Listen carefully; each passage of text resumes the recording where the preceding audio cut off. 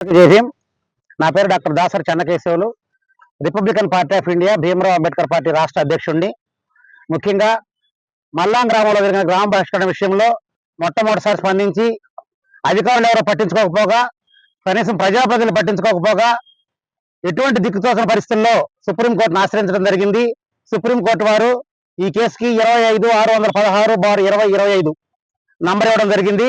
ఈ కేసులో ప్రధాన ముద్దాయిగా కొండదెల పవన్ కళ్యాణ్ గారు, ఉప ముఖ్యమంత్రి, ఆంధ్రప్రదేశ్ రాష్ట్రం పిఠాపురం ఎమ్మెల్యే గారు, అదేవిధంగా షణ్మోహన్ సగిలి కలెక్టర్ గారు, అదేవిధంగా ఆర్డీఓ గారు, మల్లిబాబు గారు, శ్రీనివాసరావు గారు సిఐ గారు, ఎస్ఐ గారు, ఎవరైతే చట్టాన్ని ఉల్లంఘించే వాళ్ళందరిపై సుప్రీంకోర్టులో కేసు ఫైల్ చేయడం జరిగింది. ఎందుకు వెళ్లాల్సి వచ్చిందంటే, ఒక గ్రామ బహిష్కరణ కులం పేరుతో జరిగినప్పుడు ఆర్టికల్ నంబర్ 17ని వైలేట్ చేసినందుకు గాను వాళ్ళపైన చట్టపరంగా చర్యలు తీసుకున్న తర్వాత మాత్రమే ఎటువంటి రాజీ కానీ ఏవైనా చేయాల్సిన బాధ్యత ఉంది. అటువంటి చట్టపరమైన చర్యలు తీసుకోవాల్సిన అధికారులే చట్టాన్ని ధిక్కరించి పెదరాడి పంచాయతీ చేసి అయిపోయిందిరా పొండి, మీరు తనుకోవడానికి వీల్లేదు, ఇకనా మీరు వాళ్ళు పనికిరాని, మిమ్మల్ని మీ కూలేదు, మీరు బతకలేరు, మీరు అల్పులు, మీరు మాలామాదిగోళ్ళు కాబట్టి వాళ్ళ కనుసనల్లో ఉండాలి కాబట్టి మీరు ఎట్ట పెడతారా కేసులు, పెట్టడానికి వీల్లేదని కలెక్టర్ గారు, ఆర్డీఓ గారు వాళ్ళ తరఫున ఒకళ్ళు తప్పించుకొని వాళ్ళని దూరం చేసి మీకు పెదరాడి పంచాయతీ చేసి ఇక నుండి ఈ గ్రామ బహిష్కరణ విషయంలో ప్రపంచానికి మీరు తెలియజేసిన, సోషల్ మీడియాలో పెట్టినా, పోలీస్ కంప్లైంట్లు ఇచ్చినా, పై అధికారులకు ఫిర్యాదులు చేసినా మీ మీద చర్యలు తీసుకుంటామని వాళ్ళని భయభ్రాంతులకు గురి చేస్తూ పంచాయతీ చేసిపోయినటువంటి కలెక్టర్ గారిని సస్పెండ్ చేయాలని, అదేవిధంగా ఆర్డీఓ గారిని, తహసీల్దార్ గారిని, సిఐ గారిని, ఎస్ఐ గారిని సస్పెండ్ చేసి ప్రాసిక్యూట్ చేయాలని సుప్రీంకోర్టు వారిని కోరడం జరిగింది. వారు సానుకూలంగా స్పందించడం కూడా జరిగింది. అదేవిధంగా పవన్ కళ్యాణ్ గారు ఎవరైతే ఉన్నారో వాళ్ళ నియోజకవర్గంలో ఒక కుల బహిష్కరణ జరిగినప్పుడు ప్రజాప్రతినిధిగా అక్కడికి వచ్చి అలా జరగడం తప్పని వాళ్ళని మందలించి అక్కడ జరగాల్సిన కార్యక్రమాలను చేసి వెళ్లాల్సిన వ్యక్తి ఈ రోజు వరకు కూడా పట్టించుకోనందుకు కారణంగా ఆయన్ని ఉప ముఖ్యమంత్రి పదవి నుంచి వెంటనే తొలగించాలని, అదేవిధంగా ఎమ్మెల్యేగా డిస్క్వాలిఫై చేయాలని కూడా సుప్రీంకోర్టు వారిని కోరడం జరిగింది. ఆ పిటిషన్ కూడా సుప్రీంకోర్టు వారు యాక్సెప్ట్ చేయడం జరిగింది, సానుకూలంగా స్పందించడం కూడా జరిగింది. అదేవిధంగా ఆ కుటుంబానికి ఈ రోజు కూడా ఇప్పటికి ఆంధ్రప్రదేశ్ లో ఎవరు చనిపోయినా సరే చంద్రబాబు నాయుడు గారు లేదా లోకేష్ బాబు గారు లేదా పవన్ కళ్యాణ్ గారు వెళ్లి 10 లక్షలు, 50 లక్షలు, కోటి రూపాయలు వాళ్ళ సొంత జేబులో డబ్బులు ఇచ్చేస్తా ఉన్నారు. ఈ రోజు ఒక మాల సామాజిక వర్గానికి చెందినటువంటి ఒక వ్యక్తి, ఆ కుటుంబానికి అతనే దిక్కు. 9వ తరగతి 10వ తరగతి చదువుతున్న బిడ్డలు ఉన్న ఆ కుటుంబానికి ఈ రోజు కూడా ప్రభుత్వం తరఫు నుంచి ఒక్క రూపాయి కూడా పరిహారం చెల్లించలేదు. కరెంట్ షాక్ కొట్టి చనిపోతే ఎఫ్ఐఆర్ కనుక నమోదు చేస్తే 2,50,000 కరెంట్ డిపార్ట్మెంట్ వాళ్ళు ఇస్తారు, అది రాలేదు. అట్రాసిటీ కేసు నమోదు చేస్తే 2 లక్షల రూపాయల పరిహారం వస్తుంది, అది రాలేదు. అట్రాసిటీ చట్టం కింద ఇంట్లో కుటుంబానికి ఉద్యోగం ఇవ్వాల్సి వస్తుంది, అది రాలేదు. ఒక 5 ఎకరాల పొలం ఇస్తారు, అది ఇవ్వలేదు.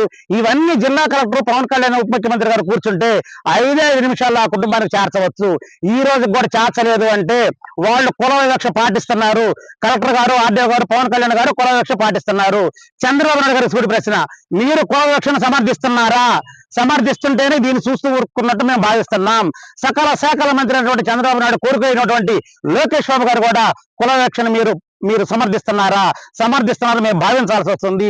ఇమీడియట్ గా పవన్ కళ్యాణ్ గారిని మంత్రివర్గం నుంచి తప్పించండి, అదేవిధంగా ఎమ్మెల్యేగా డిస్క్వాలిఫై చేసేలాగా స్పీకర్ గారికి మీరు సిఫారసు చేయమని చంద్రబాబు నాయుడు అడుగుతూ, నేను పెద్ద మాదిరిగానే మీకు అందరికీ న్యాయం చేస్తానని చెప్పేసి డప్పు కొట్టుకున్న చంద్రబాబు పెద్ద మాదిరే మాలపల్లిని వెలివేయించమని చెప్పారా? నీకు పెద్ద మాదిరి అంటే మాలపల్లిని వెలివేయడమేనా? ఇదేనా నువ్వు చేసే న్యాయము? ఇందుకేనా ముఖ్యమంత్రిగా 165 స్థానాలు ఇచ్చి అత్యధిక మేరతో గెలిపించుకోండి. చంద్రబాబు నాయుడు గారు ఒక్కసారి గుర్తుపెట్టుకోండి, షెడ్యూల్డ్ క్యాస్ట్ వాళ్ళ కోపానికి గురైతే మీరు ఈసారి పుట్టగతులు ఉండవు, మీ పార్టీ భూస్థాపితం అవడం ఖాయం. పవన్ కళ్యాణ్ గారు ఇక జీవితంలో ఎక్కడా పోటీ చేసినా కనీసం డిపాజిట్లు కూడా సాధించని స్థాయికి మీరు దిగజారిపోతున్నారు. ఇప్పటికైనా స్పందించండి. కనీసం ఒక తహసీల్దార్ గారు ఒక విపత్తు జరిగితే ఆ కుటుంబానికి తాత్కాలిక పరిహారం ఇవ్వాలి. ఆ పరిహారం కూడా ఈ రోజుకి తహసీల్దార్ గారు ఇవ్వలేదు. కనీసం కూడా ఎటువంటి పరిహారం కూడా చెల్లించకుండా చూస్తున్నాం, చేస్తున్నాం, పంపిస్తున్నాం. తహసీల్దార్ గారిని అడిగినా కూడా అదే మాట చెప్పారు. కాబట్టి తహసీల్దార్ గారు వారం రోజుల్లో మీరు స్పందించి ఆ కుటుంబానికి తక్షణ సహాయం కనుక చేయని పక్షంలో తహసీల్దార్ గారి మీద సుప్రీంకోర్టులో వేసిన కేసు కాకుండా ప్రత్యేకంగా మళ్ళీ పోలీస్ కంప్లైంట్ ఇచ్చి క్రిమినల్ యాక్షన్ కూడా ఆయన మీద మేము ముందుకు పోతామని తెలియజేస్తూ, ఎంత దూరమైన పోరాడతాం, సుప్రీంకోర్టులో బాధిత కుటుంబానికి న్యాయం జరిగేంత వరకు Republican party of India Bhimarao Ambedkar party నిలబడుతుంది, పోరాడుతుంది. 50 లక్షల రూపాయల పరిహారం వస్తుందిగా సుప్రీంకోర్టుని కోరున్నాము. సుప్రీం సుప్రీంకోర్టు సానుకూలంగా స్పందించింది. కుటుంబ పెద్దకు ఉద్యోగం వచ్చేలాగా చేస్తాం. ఇవన్నీ సాధించేంత వరకు మేము నిద్రపోమని మా జాతీయ అధ్యక్షులు వారైనటువంటి భీమరావు యశ్వంత్ అంబేద్కర్ గారు మనవడు గారు ఈ నెల 24వ తేదీ రాజమండ్రి వస్తున్నారు. ఆ సందర్భంగా ఆ కుటుంబాన్ని పరామర్శిస్తారు, ప్రజాప్రతినిధులందరినీ కూడా కలుస్తారు. ఆ కుటుంబానికి న్యాయం చేసేంత వరకు Republican party of India Bhimrao Ambedkar party support గా ఉంటుందని, సాధించి తీరుతామని, పవన్ కళ్యాణ్ గారిని డిస్క్వాలిఫై చేయవలసిందిగా త్వరలో గవర్నర్ గారు అపాయింట్మెంట్ ఎడుకున్నాం. గవర్నర్ గారిని కలిసి డిస్క్వాలిఫై చేయాల్సిందిగా పార్టీ తరఫున పోరాడతాం. ఇప్పుడు కనుక స్పందించకపోతే రాష్ట్ర స్థాయి ఉద్యమంగా మారుతాం. ఇప్పుడు కూడా కంప్యూటర్ 75 ఏళ్ల తర్వాత కూడా కుల వివక్ష ఏంటి, కులం పేరుతోటి వెలివేతలేంటి? చంద్రబాబు నాయుడు గారు మీరు ఆలోచిస్తున్నారా? మీకు తెలుస్తుందా? మతుండే ప్రవర్తిస్తున్నారా? మీరు పరిపాలిస్తున్నారా లేదా? మానవాదం పేరుతోటి మీరు ఇక్కడ దండాలు చేస్తున్నారా? ఇది రాజకీయమా, ప్రజాస్వామ్యాన్ని ప్రదర్శిస్తున్నా? మిత్రులారా, జై భీమ్. 16వ తేదీ ఘటన జరిగింది. 24వ తేదీ ఆయన పరామర్శకు వచ్చాడు. 24వ తేదీ ఆయన పిఠాపురంలో పర్యటనకు వచ్చాడు. ఆయన పర్యటనకు వచ్చినప్పుడు పరామర్శించాలి అనేటువంటి ఆలోచనకి ఎందుకు రాలేదంటే, చచ్చిపోయింది కాపు కాదు కాబట్టి, చనిపోయింది మాలోడు కాబట్టి నేను రానంటే రాని మనసులో భీష్మించుకొని కూర్చున్నాడు. కలెక్టర్ గారితో, ఆర్డీఓ గారితో పెదరాయుడు పంచాయతీ, కాపు పంచాయతీ, రచ్చబండ పంచాయతీ చేయించింది కూడా పవన్ కళ్యాణ్ గారు కాబట్టి పవన్ కళ్యాణ్ గారికి మనసు నిండా కుల వివక్ష ఉంది. ఆయన కుల వివక్షతోటి కులం మతం ఈ 2 రంగులు పూసుకొని మనసు నిండా కులం పెట్టుకొని ఆయన బ్రతుకుతున్నాడు. పైకి మాత్రం నేను సనాతనవాదిని, నేను సంస్కారవాదిని అని చెప్తా ఉంటాడు. పవన్ కళ్యాణ్ కులవాది.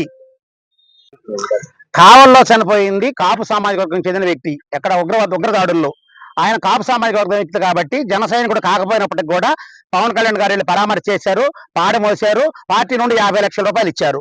ఇక్కడ మల్లాంలో చనిపోయింది జనసేన పార్టీ సైనికుడు, జనసేన పార్టీ కార్యకర్త, సభ్యత్వం ఉంది. మానవుడు కాబట్టి ₹1 కూడా ఇవ్వడానికి పవన్ కళ్యాణ్ చేతులు రాలేదు. ఇదే కుల వివక్ష అంటే. శ్రీకాకుళంలో చనిపోయిన వాళ్ళకి 10 లక్షలు ఇచ్చారు, అనకాపల్లిలో చనిపోయిన వాళ్ళకి 10 లక్షలు ఇచ్చారు.